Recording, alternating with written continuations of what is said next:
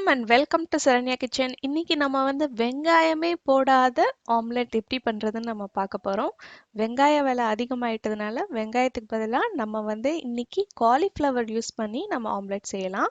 Cauliflower உங்களுக்கு நீங்க முட்டை எவ்வளோ எடுக்கிறீங்களோ அதுக்கு தகுந்தாப்புல நீங்க எடுத்துக்கணும். நான் இப்போ 2 நாட்டுக்கோழி முட்டை சின்ன சைஸ் தான், அதனால இந்த சைஸ்ல காலிஃப்ளவர் எடுத்திருக்கேன்.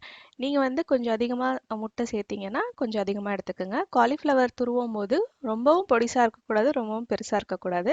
வாயில வெங்காயம் கடிப்படுற மாதிரி இருக்கணும். முட்டையை உடைச்சு ஊத்திட்டு இப்ப நல்லா மிக்ஸ் பண்ணிக்கலாம்.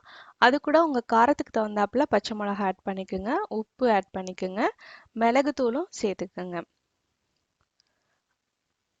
எல்லாத்தையும் நல்லா மிக்ஸ் பண்ணிக்கலாம்.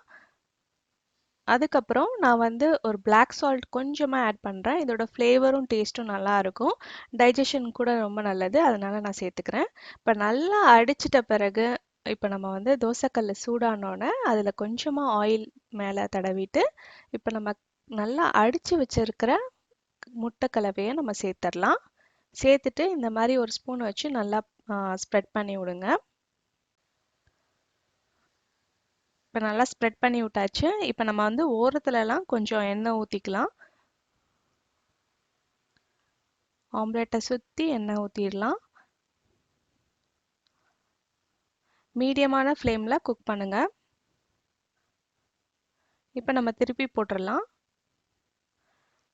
அவ்வளோதான், சூப்பரான வெங்காயமே சேர்க்காத ஒரு முட்டை ஆம்லெட் வெங்காயத்தோட சுவையிலே நமக்கு கிடைக்கும். கண்டிப்பாக ட்ரை பண்ணி பார்த்துட்டு உங்களோட ஃபீட்பேக்கை எனக்கு கமெண்ட் பாக்ஸில் சொல்லுங்கள்.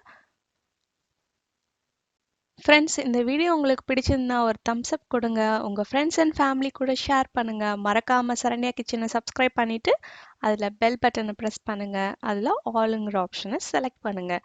இந்த நாள் இனிய நாளாக வாழ்த்துக்கள். நன்றி.